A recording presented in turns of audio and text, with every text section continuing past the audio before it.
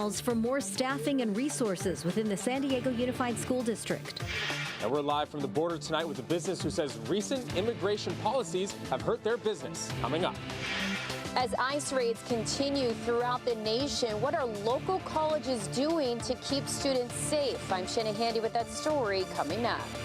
How hard is it to work up in a control tower? We're taking a closer look at just what it takes to become an air traffic controller. It's American Heart Month. We'll tell you one man's emotional journey recovering from cognitive heart failure and how you can prioritize your heart health. So who's going to win the Super Bowl? Yeah! I'm here in San Marcos and Philly Franks to keep the peace. CBS 8 News Live at 6 starts right now. As we come on the air tonight, San Diego Unified leaders are holding a workshop in a series of meetings as they try to balance a budget deficit. Good evening and thank you for joining us. I'm Carlo Cicchetto. I'm Marcella Lee. That workshop began about an hour ago in Old Town. That's where CBS 8's Richard Allen joins us live with what district leaders are trying to accomplish in these meetings. Good evening, Richard. Carlo and Marcella, that's right. That workshop underway right now here at the Ballard Center in Old Town, the second in a series of workshops aiming to reduce a looming $112 million budget deficit that San Diego Unified is facing in the coming school year. Now, that is actually considerable progress, considering that back in October, that projected deficit was actually $176 million. Let's take a look inside the workshop right now. That 36% reduction in the deficit so far amounting to about $64 million in savings for the 25-26 school year will come from a number of cost-saving measures, including not filling vacancies when employees retire, essentially attrition. And while progress has been made, of course, district leaders still need to come up with ways to save that additional $112 million before the budget is officially approved in June. And one of the major cost-saving measures that is being discussed right now is an early retirement plan for eligible employees. Now, that plan has been proposed and offered to employees. We spoke earlier with Board President Cody Pedersen. He says that early retirement plan has been far more successful than originally anticipated. Maybe we get 750 takers on our early retirement, and we ended up getting 968. So what that means is, instead of having to lay off teachers, we may let go, a half dozen teachers or other staff members because their particular kind of service is impacted. But we anticipate virtually no situations we're going to be let beyond that very small number. And that is extremely good news because in years past, we've been reporting on potential teacher layoffs. It seems like this year, if any, there may be just half a dozen teacher layoffs. But this workshop is dedicated to the coming school year's budget deficit. The deficit that's projected for the year after that, 2026 to 2027, is considerably worse at $210 million. However, Cody Pedersen says he's hoping that the budget changes made this year will carry over to the following years to help address those deficits as well. Carlo and Marcella. Thank you, Richard. Some Mexican National Guard troops left Cancun today, headed to reinforce security along their northern border. This deployment is part of Mexico's broader commitment to station 10,000 troops at the U.S.-Mexico border, aimed at curbing drug and migrant flows. The move comes after Mexico and the U.S. reached a deal to pause President Trump's 25% tariff threat for 1 month. Mexico's president says the agreement includes U.S. pledges to combat weapons trafficking into Mexico. CBS 8 is monitoring the impact of recent anti-immigration policies on migrants crossing the U.S.-Mexico border into San Diego. CBS 8's Alex Cheney is live at the San Isidro Port of Entry with more on what he found today. Alex. Yeah, Carlo, that's right. We went down to the U.S.-Mexico border today to really investigate what those recent changes in immigration policy, what sort of actual tangible effect they've had on the border. I spoke to one business owner today who told me that she has seen an incredible decrease in customers to her business. And I also spoke to a border liaison who said the average daily crossings to and from Mexico are largely unchanged. We have no sales. Just no sales at all. Carolina Lynn is a manager at Carolyn's shoe store near the San Ysidro Port of Entry. She says due to a decrease in border traffic, her store's sales are a fraction of what they usually are. It's probably a quarter for sure. Like, we used to have 3 to 4 employees, but now with just 1 employee, we can probably survive the whole day. She says some migrants are afraid to cross the border, and that means less customers. It just makes everybody terrified, like what happens if they cross, like something can happen to them or something. We also spoke to a human rights advocate who says he hasn't seen a big change in the number of people crossing the border. Over the past, I would say, month has essentially been at the same level. We're not seeing a dramatic increase or a dramatic decline. Pedro says the increase in military personnel at the border is not helping to ease tensions with migrants. This idea of militarizing border communities on the Mexican government's behalf of assigning 10,000 National Guard troops to the border just doesn't make sense to respond to the humanitarian needs that migrants have, especially those that are seeking asylum. I spoke to a lot of people at the border today, most of who didn't want to go on camera, which is partially understandable.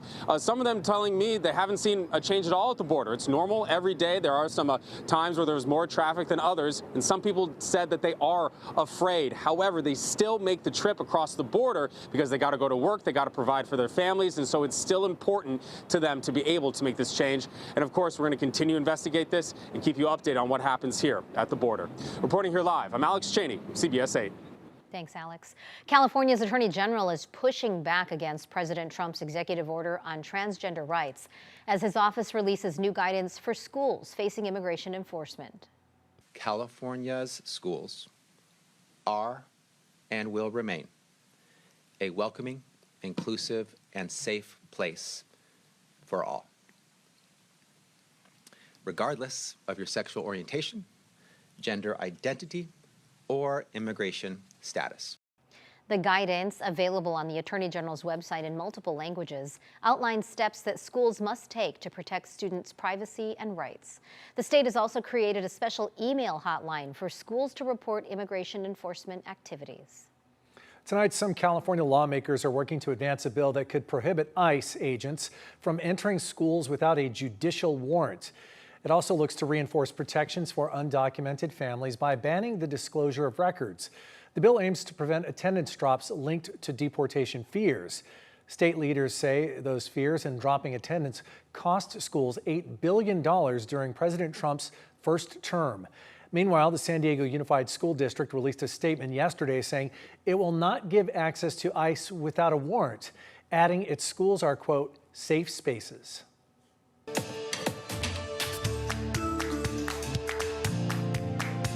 A sentencing hearing for a man convicted of murdering a teacher 4 years ago in North Park was delayed again today in downtown court. Jesse Alvarez is facing life in prison without parole. CBS 8's David Grofson reports the defendant was injured today as he was wheeled into court. Do you think he's stalling? I don't believe so, and I wouldn't be able to comment on that either. Defense attorney Peter Blair spoke to reporters after sentencing was once again delayed for his client, Jesse Alvarez. He's facing life in prison for gunning down Cathedral Catholic high school teacher Mario Fierro back in February of 2021. The judge explained what happened as Alvarez was wheeled into court, chained into a wheelchair for Tuesday's sentencing hearing. Mr.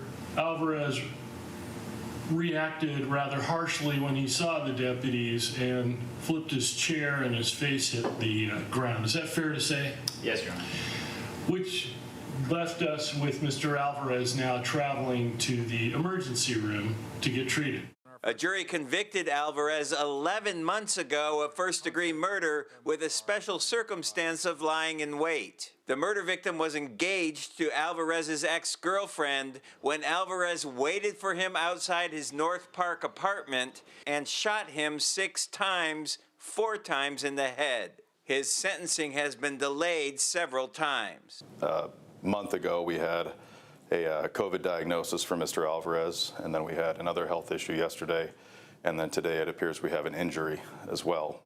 The defense has filed a motion for a new trial, which the judge has to rule on before sentencing can take place.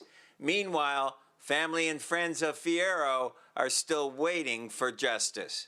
This sentencing is going to go forward. Judge Goldstein is an excellent judge. He's a very thorough judge. And we have a motion pending, and I know that he is excited to have that motion ruled on. But this sentencing will get trailed day to day to day until it is completed. The murder victim's former fiance lives in Chicago now. She's expected to give a victim impact statement remotely. Sentencing now has been rescheduled for Wednesday at 1:30 p.m.